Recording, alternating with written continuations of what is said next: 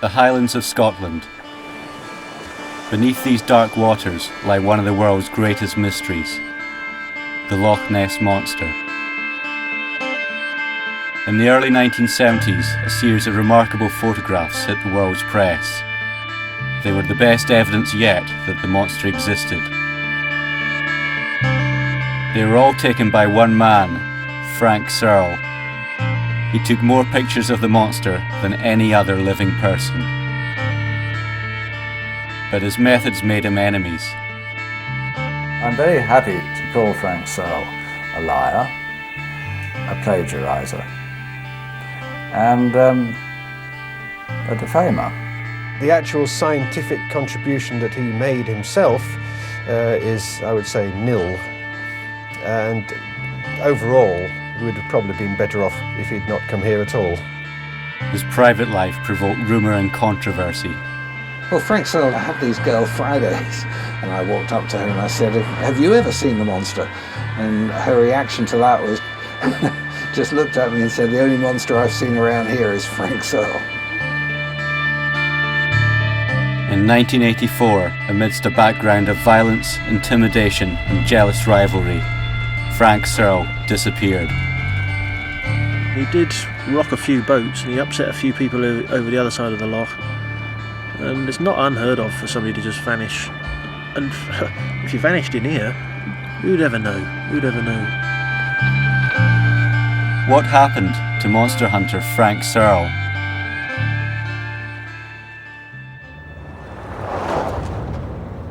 "21 years after his disappearance, I travelled to Loch Ness to discover more about the man behind the famous monster photographs. Who was Frank Searle? What drove him to devote 14 years of his life to the monster? And why had he disappeared?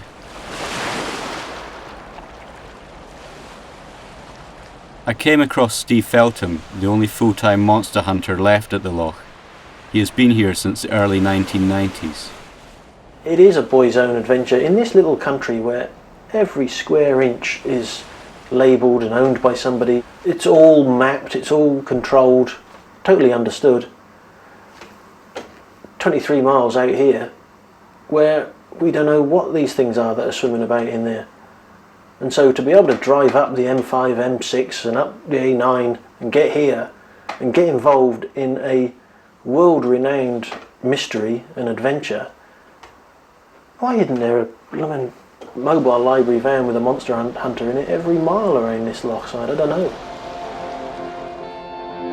Steve Feltham's lone vigil is a world away from the heyday of the 1960s. Back then, a group of scientists and enthusiastic amateurs had been drawn to the Loch and established the Loch Ness Investigation Bureau, the LNIB. Dick Rayner was a 17-year-old volunteer. It was very exciting to actually arrive there, and we found a group of caravans with a rather interesting group of people. War heroes, students, draft dodgers, they were all there. And we lived in a sort of small communal lifestyle, I suppose. It was the mid-60s and it was everything that one would have hoped for, really. There was a sense of adventure among the people who were looking for evidence for strange creatures in the loch.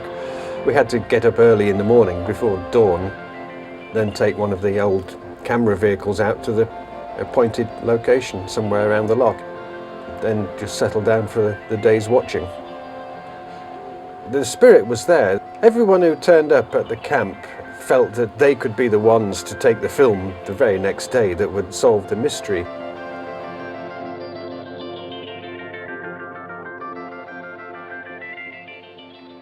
But across the Loch, in June 1969, a new hunter appeared. Far away from the Investigation Bureau, Frank Searle set up camp. Armed with only a tent, a fishing rod and a camera, he instantly stood out. Frank was certainly no hippie. He may have been what you would call a dropout from society, but he was no down and out, and he enjoyed people's company, he enjoyed a laugh, and he enjoyed a joke. He was sort of typical East London, really, you know. I can remember Frank saying that he used to manage a fruit and vegetable shop in London. He was wounded, I know that, because he had an army pension. But where he'd been wounded or what he'd done, he never said. He kept that kind of towards himself. Frank was a brash Londoner, ex-military, took himself very seriously, and I remember he'd always have this camera with him that he'd stand holding with a big lens on the front of the thing, and he'd talk about, we get the RAF jets shoot up and down the Loch, they still do it to this day, and he'd stand there and he'd say, see these planes, I can freeze these with my camera just like that, it's like a gun to me because I'm trained to do this with this gun of a camera, I can capture those.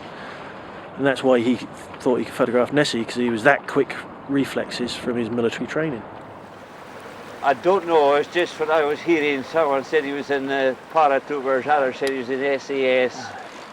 It was just different. He didn't speak of his background at all, did he, Ala? Not really. To the locals, Frank seemed a mystery man. And I remember his little camp at the Oars. It was very cosy, really, in the tent. Very cosy. Oh, I don't remember that. He had a carpet on the floor. Oh my God. On the ground.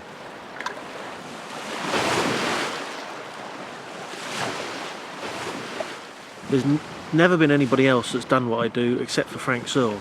I know how hard it can get living in a caravan on the side of this loch, how windy it can get, how cold it can get. I've seen minus 17 here. Frank's seen minus 17 as well, but he's been in a tent. What's down here? This is the old campsite. Jimmy Cameron has fished the loch for over 50 years. He took me to the spot where Frank Searle was first sighted back in 1969. Now this is where he had his camp here. Right here. This tree wasn't so large then, and there was a bigger space. He used to come down here and he used to sit just about this spot here, looking out onto the loch, and he spent all day there. He was looking for the monster.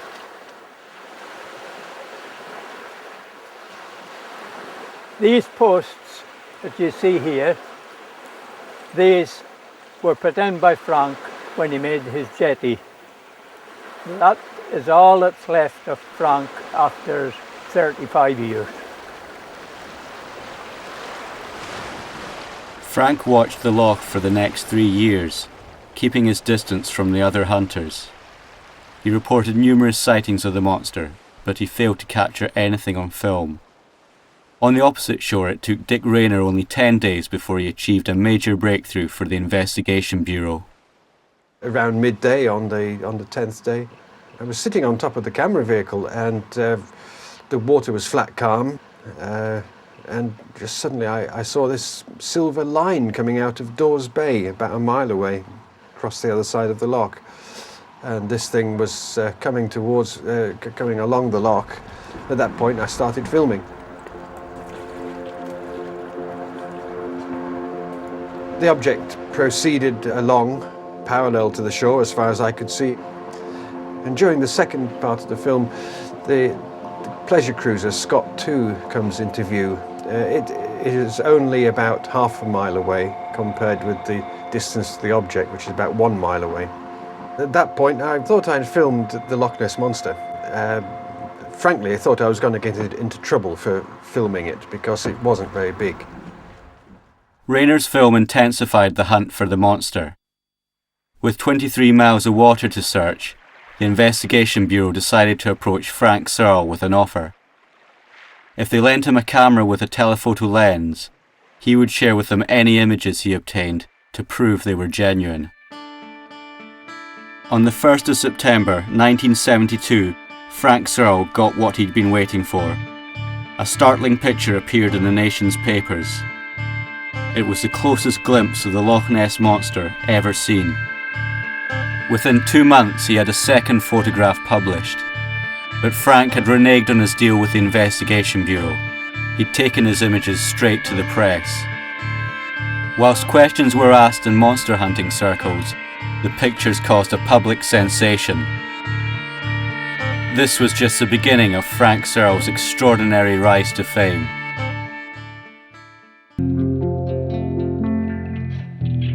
In the early 1970s, these photographs of the Loch Ness Monster caused a media sensation. But the man who took them, Frank Searle, has been missing for over 20 years. All I'd discovered up in Scotland was that Frank Searle had been in the army, had worked as a greengrocer, and was originally from London's East End. If I could only find his birth certificate, I might be able to discover more. But none of the Frank Searles born in the whole of London were him. One of the newspaper articles I came across led me away from Scotland to Leamington Spa and a retired schoolteacher named Alan Jones. I think the first time I met Frank Searle was in '72. It was the result of me seeing a television programme about the Loch Ness Monster. And at the time I had a group of children in school who were just about to leave. The following morning I went into school and spoke to them about this programme. The response almost straight away was, let's do that, let's go. And it was outrageous. I mean, it was an outrageous thought. In a very, very short time, we put together an expedition.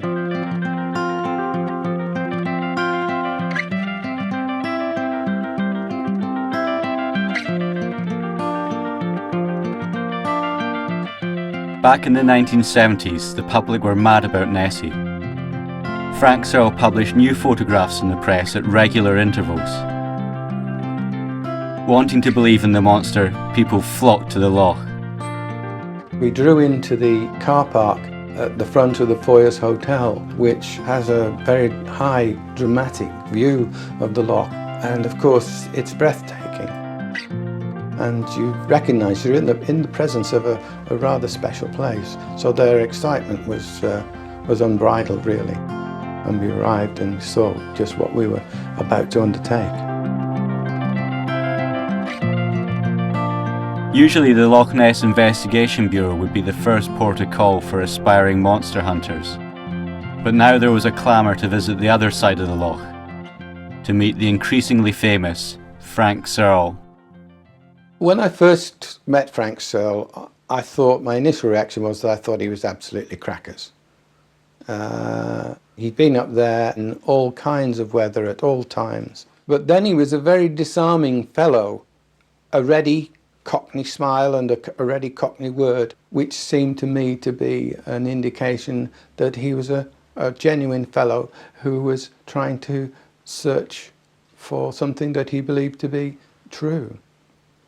And the kids, I think, were very impressed with his whole approach to living there. I think some of them, especially, it was very strange, some of the girls found it quite romantic, I think, the idea of being by the loch side 24 hours a day.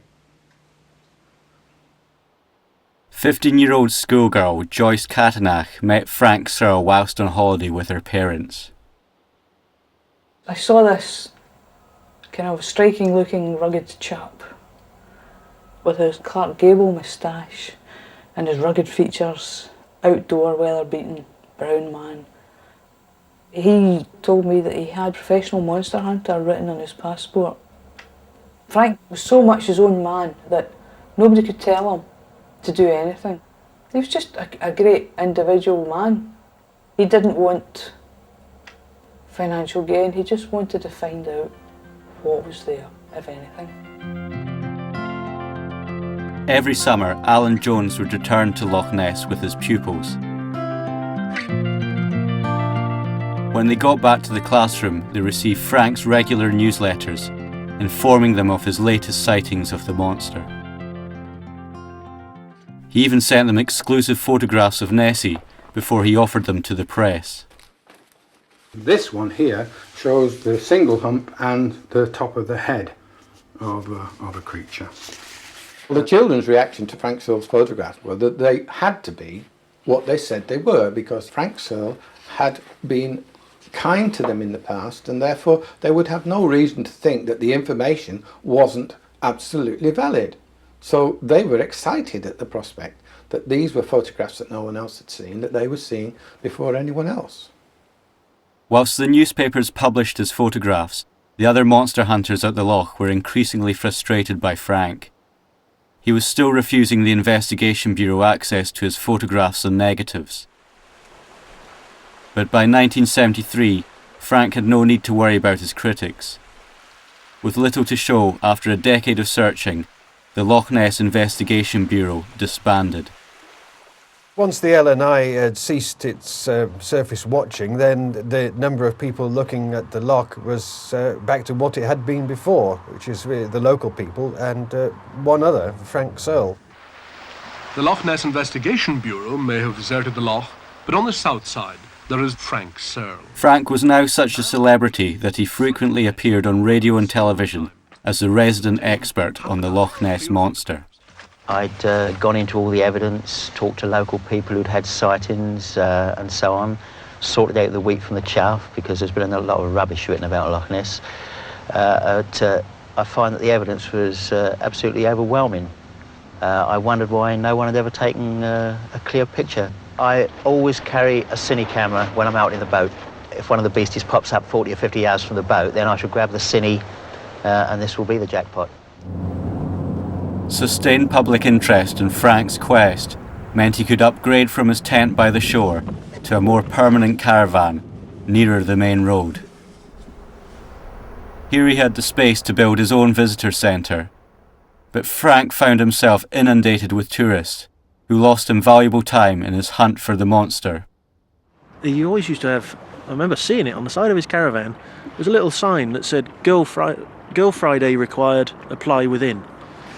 And yeah, apparently he got quite a few takers of people that wanted to be Girl Friday. Yeah. He certainly had these girlfriends, absolutely no doubt about that. And I saw more than one of them, and they seemed to be quite happy staying in Frank's caravan with him and sitting there looking for the monster with him.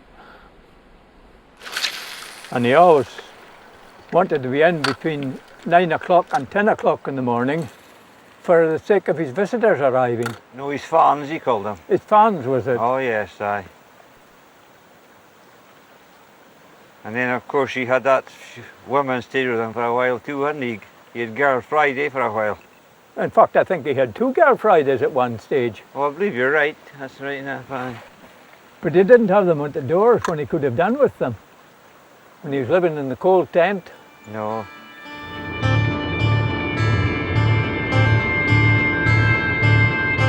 I decided to find out if these Girl Fridays really existed. In one of Frank's newsletters, I came across Leva Petton, a monster huntress who'd been at the Loch in the 1970s.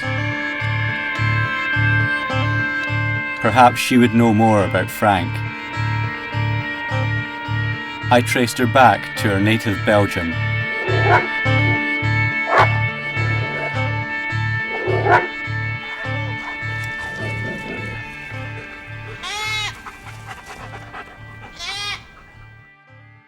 I've always been interested in strange phenomena. The Loch Ness Investigation Centre, it was full of newspaper articles, obviously Frank's photos, and we were really amazed. And that's when I volunteered.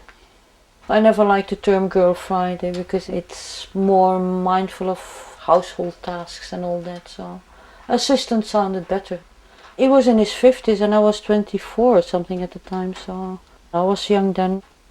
He wasn't handsome or dashing, not outstanding in any way. He was also very opinionated. He had this British are the best in the world, men are better than women. But I think part of it was a bit of a front, you know, a bit of a showman. I was living with Frank as his mate. There was no romantic involvement, never was, not for him, not for me, but we were involved physically. It sounds harsh perhaps, but that was the 70s, people experimented. And there was no AIDS back then, so it wasn't anything wrong back then, not to us. As well as keeping a diary and writing a newsletter to his fans, Frank harboured greater literary aspirations. He wrote a book, and in 1976 he found a publisher. The blurb described Frank as having become almost as much of an institution as Nessie itself. Frank was at the peak of his fame, but the publication of the book would prove to be the start of his downfall.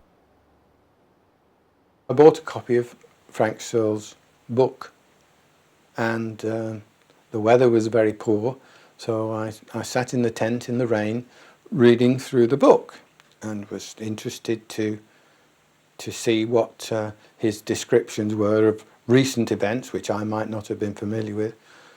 And at one stage I started to read a piece on the fossil record, which seemed very much out of place with the rest of the book. The rest of the book had been a very folky kind of book, and all of a sudden it started to be quite serious and using words which didn't seem to match the language of the rest of the book. And I had this extraordinary thought that I'd read all this before. And I think there are 1,400 words which are precisely the words that I'd written 2 years before, reproduced in this new book. And I just, at that stage, my heart sank. You know, a lot of the trust that I'd given just seemed to sort of ooze away. It was a case of plagiarism. Alan Jones's lawyers threatened to sue Frank's publishers, and the book was withdrawn from the shelves. I had returned all the favours that he had done for me and the kids, and that this was a betrayal of that friendship. I had no communication with him whatsoever during that period or since.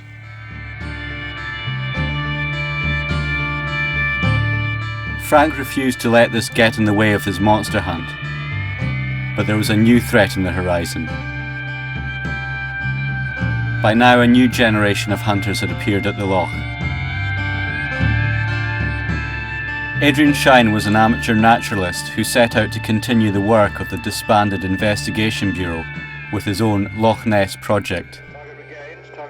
Where the Bureau had failed with cameras, Shine hoped to succeed underwater with sonar. Our whole effort was put into these sonar patrols. We were rather irreverent by the standards of the 1960s in our approach to the subject. For us, it was a question of just seeing. We'd already got back to the position of trying to see whether there's anything there at all. To our surprise, there was. There were contacts we didn't understand. Like his predecessors, Shine was also suspicious of Frank Searle. I have to admit that as far as Frank Searle is concerned, he was well known in the trade as a bad hat. Yeah. There was a collision between what had been the norm, which were fairly organised attempts to slowly investigate Loch Ness, and an individual's attempt to produce a status for himself, fraudulently based, and who had an antagonism towards what he might have seen as something bigger, or in some respects better. I hope we were better. The race was on in a renewed effort to find the monster. Adrian Shine and his team were on a collision course with Frank Searle. But this wasn't the 60s anymore. There would be no pretense at cooperation from either side. The Loch would soon resemble a battlefield.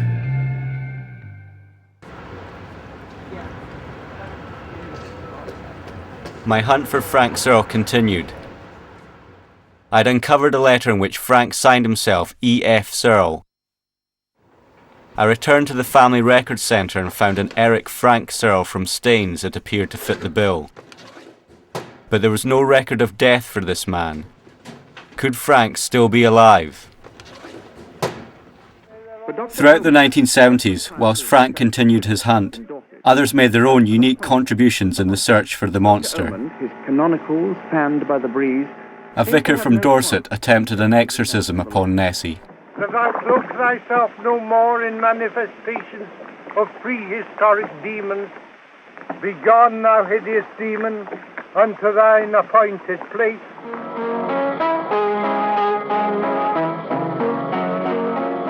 Birmingham musician John Sparky Sly tried to lure the monster to the surface with his piano.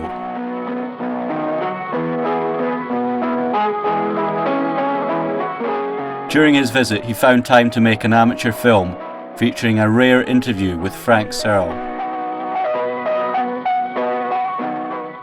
This is the problem, getting pictures. Yours is about the best picture in the world at the moment, isn't it? I would think so. The best picture I've seen. Well, the thing is that so few people get pictures.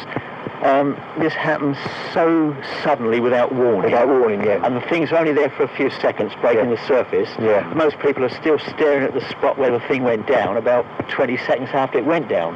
Yeah. Their cameras on the back seat of the car or Yeah. I mean, I'm walking about with a long lens camera, ready to use it like a gun. Yeah. Anything that moves. That's right, yeah. Literally thousands of people have seen the Loch Ness monsters over hundreds of years, but very, very few get pictures. Take pictures, yeah. I went to see a former member of the Loch Ness project, Ricky Gardner. He was hired by Adrian Shine to produce a dossier investigating Frank Searle's photographs. Hi Ricky, it's Andrew. Nice to meet you. Ricky Gardner was an art teacher, and he was a member of the Magic Circle.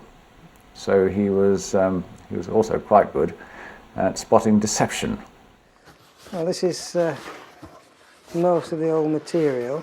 I visited Frank Searle quite regularly, and I was standing next to him on one occasion, and I had a telephoto lens on my camera, and I can remember looking at the lock through it in order to take a light reading, and it suddenly dawned on me that Frank Searle's pictures, or most of them, had much more background in than I could see in my telephoto lens.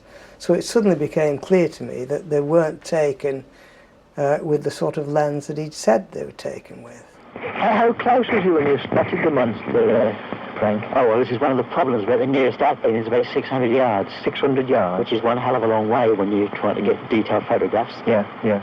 In this photograph, he took a photograph of the head and neck, apparently. Well, I spent a long time wandering around the shores to find exactly the point that he'd taken the photograph from by reference to the background. And I was astonished to find in this case there was a fence post sticking up, which he'd obviously decorated, I think, with cloth and a mitten or something like that for the head. The monster comes to the surface, Frank. Actually, they don't really come to the surface for any reason, I think, and most of my fishermen and gamekeeper friends go along with this. Yeah. But they break the surface by accident when they're chasing the salmon. I see. Like the plesiosaur, which they resemble in shape, they've got to be fish eaters. Yeah. There's nothing else in the loch. So what is a monster? A monster is something from a kid's comic or from science fiction. Yeah. They're not monsters. No. I think Alex in the first place was probably just trying to indicate the size. Yeah. But we call them the creatures or the animals. And most of the locals refer to them as the wee beasties. Yeah. Well, yeah, in Searle and in Ness, during one year when I was up there were a series of pictures of dinosaurs on postcards. I think it was a Brontosaurus. This is the one. And Frank cut from it the head and neck, the hump, and these were then pasted onto a photograph of water, and then the picture was re-photographed. But this was so obviously a fake that I think we got the impression that by then Frank was possibly even having psychological problems. Yeah. Oh yes, Frank, was there anyone with you when you sighted the monster, or did you on your own? Several times I've had someone with me. Visitors or? The pictures I took in October 1972, I had an Australian school teacher in the boat with me, who was staying with me. Oh, I see. Picture I took on July the 9th, 1974, had an art student from Yorkshire staying with me. She was with me in the boat. Frank Searle's photographs represent possibly an experience, but more likely somebody else's experience, or perhaps of something that he imagined, like a painting.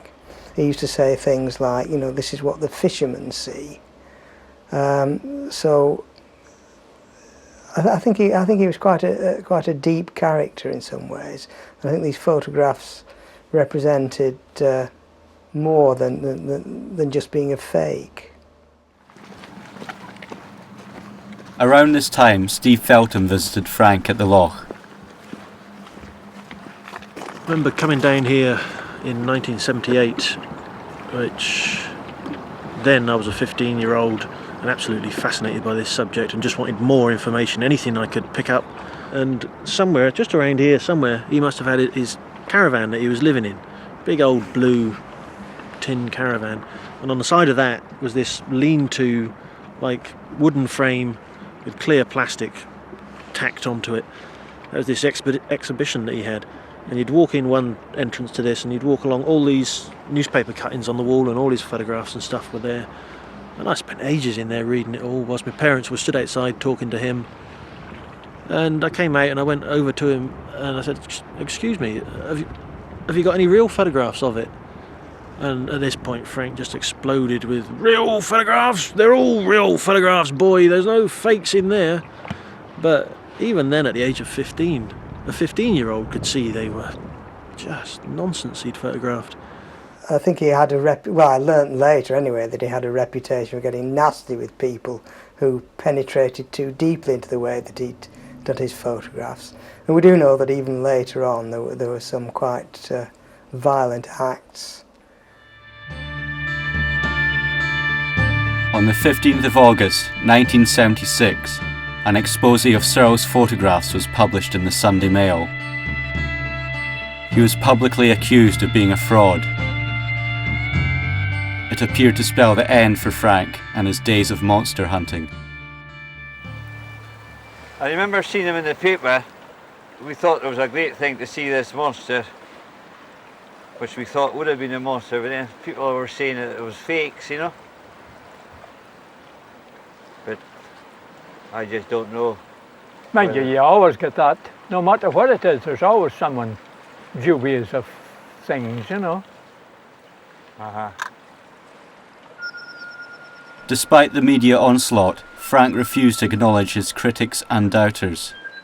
He told locals that with one conclusive photograph, he would beat the competition and re-establish himself.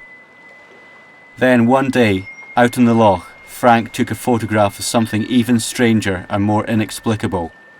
He immediately contacted the papers. He came back in one day saying that he'd got pictures of a UFO. And the pictures of the UFO looked like what a UFO should look like. It looked like a flying saucer. But there was nothing in the background. There was no to say. He could have copied it out of a book for all I knew. He could have done something to make it look like a UFO, dangled in something in the end of a string for all I know. So, but the Daily Record decided to use it anyway.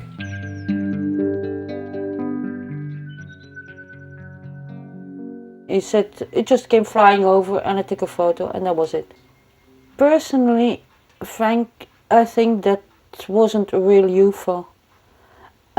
Because Frank talked about those other photos and that one he refused to discuss.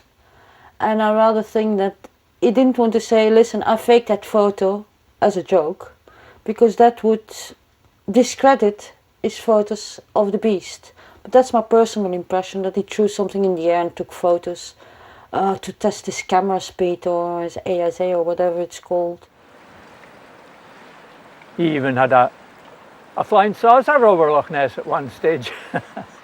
Oh, well. Do you remember that? I remember something about it. I don't know, it was taken up here somewhere, around about Forge Hotel, I reckon. But someone said it was the monument, it was in the Forest Park it was. There's a monument and a fountain, you know, and the top of the fountain just looks like a flying saucer.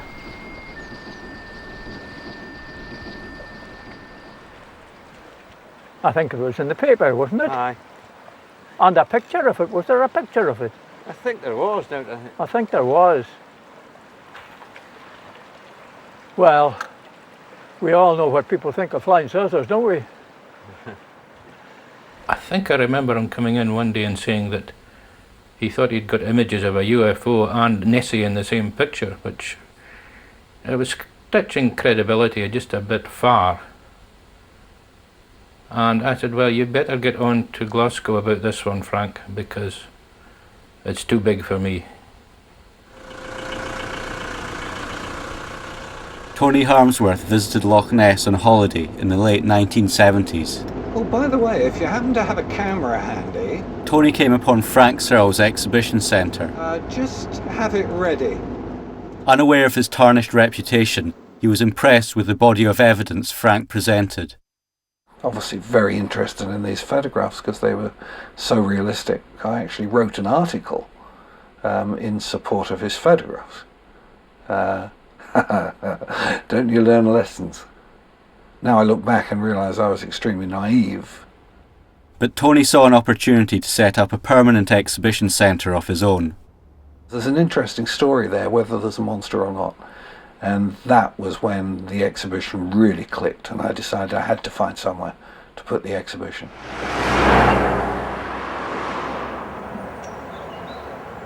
As Tony's exhibition took shape, its contents enraged Frank Searle. 10 summers later, the few snatches of film bore no relation to the classic pictures. On reflection, the classics were too different to fit into a real animal. Loch Ness was always fair game for hoaxers. The media monsters used features like this fence post. The exhibition did provoke a reaction from Frank Searle. He used to call it a tourist shop. He had people who were suckered in the same way that I was into believing his stories and pictures, and he would send them round to the exhibition, and they would sometimes cause a fuss. Occasionally they'd cause enough of a fuss that I'd show them the Sunday Mail newspaper article, and then they'd disappear really angry. Frank's exhibition was for free, and he always thought it a pity that people on the other side would charge money for something that was less interesting than his stuff. I mean, a serious scientific exhibition wouldn't go about selling wee monsters, would it? Or ashtrays with monsters on them. Incidentally, I have one of them, but that's a different matter. But he didn't have any respect for those people. With his life's work now publicly denounced, Frank's search became even more desperate. Frank did try to catch the monster, but he certainly wouldn't have killed it. He wanted to catch one alive, and well, he would have taken it from there.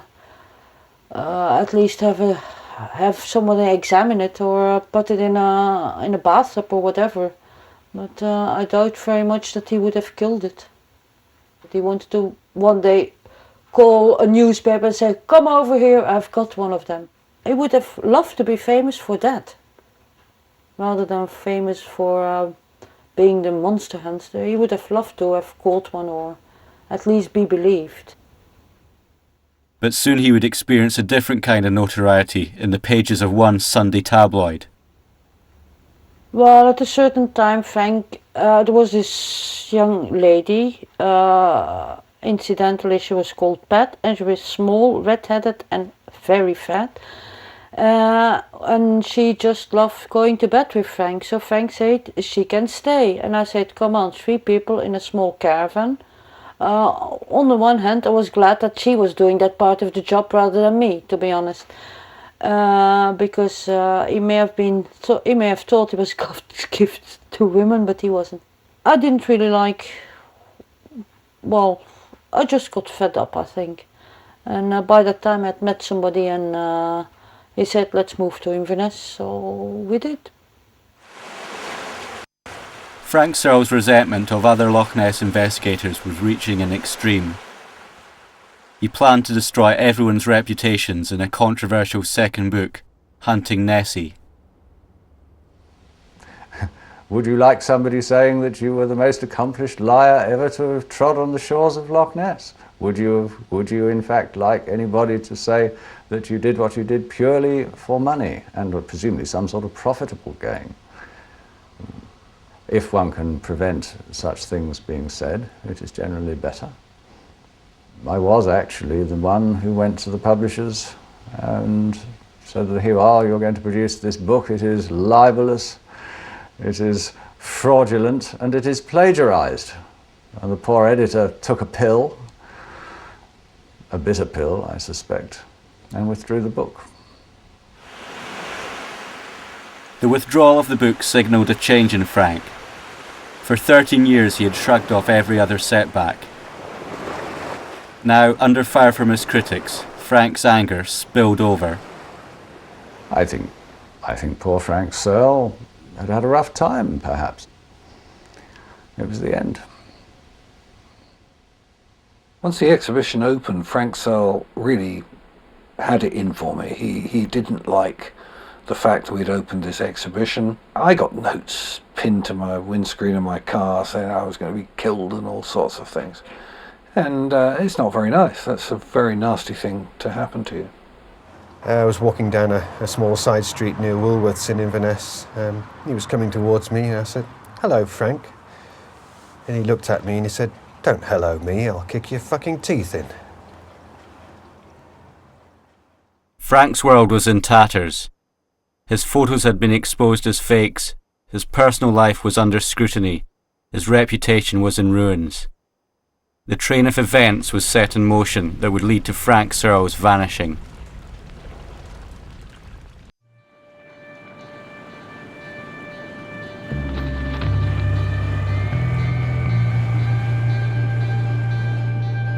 By 1983, it was Adrian Shine who dominated Loch Ness investigations. Soon after Shine had prevented Frank Searle's second book from being published, the ancient walls of Urquhart Castle were vandalised.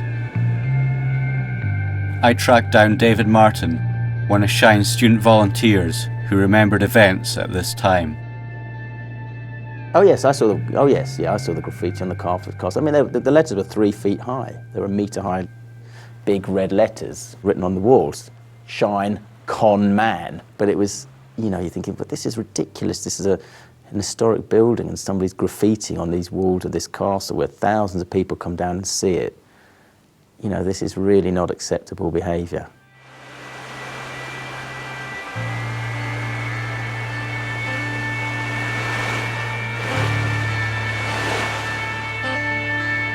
Just 2 days later, Adrian Shine's team were sleeping on the beach, just a few feet from their boat. Dawn was breaking when a shape loomed out of the morning mist.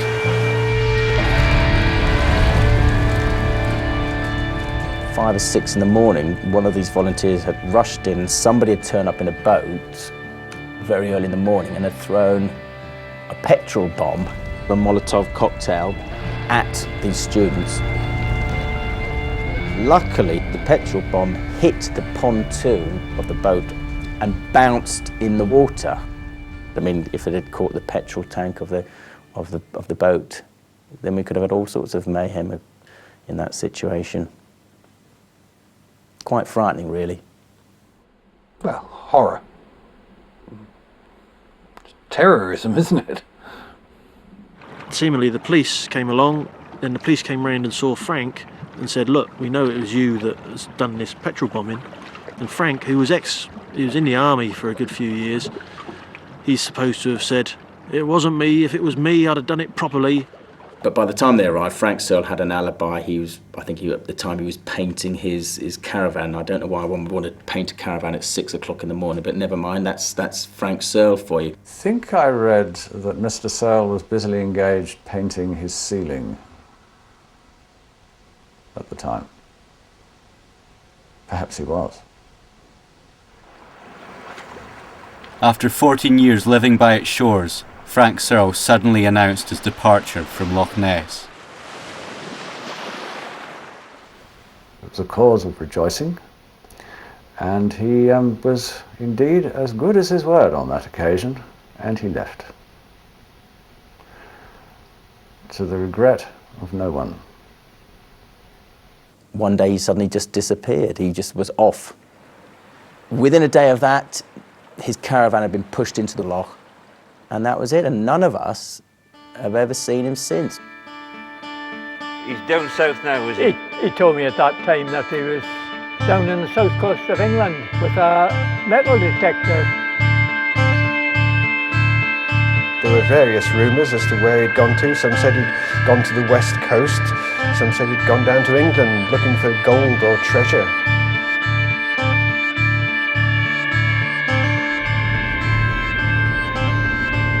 For the past 6 months, I'd been searching for Frank without any success. In one last attempt, I placed an advert in a treasure hunting magazine. Incredibly, it drew a response. Frank Searle had been sighted in the northwest of England near Blackpool. I even obtained the address of the house he was lodging at. I met Frank in 1991 when I purchased this property, and we became very good friends over the years. Bill told me that after leaving Loch Ness, Frank moved to a bedsit in this building, where he lived alone for the next 18 years. Frank lived at this address up until 6 weeks ago, and he passed away suddenly, but peacefully.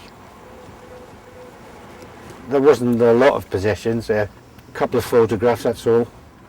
He lived very simply. He loved his gardening every day. Out of all the tenants, Frank was the only one that attended the garden. And here he would grow vegetables, flowers, shrubbery, tomatoes, plenty of tomatoes. And it was really looking nice, you know. He spent many, many happy hours here, you know, so. And was that Frank at his happiest, do you think, you know, tending his garden? Yes, he loved his garden, yes. In 1998, Bill said Frank suffered a stroke that left him confined to his room. His beloved garden went unattended for the last 7 years of his life. Frank was a very private person. He didn't go into detail on any of his personal life. And did he talk about ever going back to Loch Ness? Never mentioned going back, and he didn't mention them too often. I had a feeling it was a period, it was been and gone, and he'd moved on. My journey to solve the mystery of Frank was at an end. I had missed being able to talk with him by just 6 weeks. His death was so recent that it hadn't yet been recorded at the Family Records Centre. Not even his photographs or diaries from Loch Ness remained. In the end, Frank Searle was as elusive and mysterious as the creature he once searched for. Enigmatic to the last, no one will ever know what Frank really saw at Loch Ness. And then another day I was speaking to him down there, and he was telling me about this animals he saw on the shore the other side of the power station. And he said there was, I said there must have been otters he saw. And he says there were nothing of the kind, he says, there were baby monsters. But I didn't say any more to him, I just let him carry on and made him think there were monsters. Oh yes, poor Frank, he liked to think that we've seen monsters.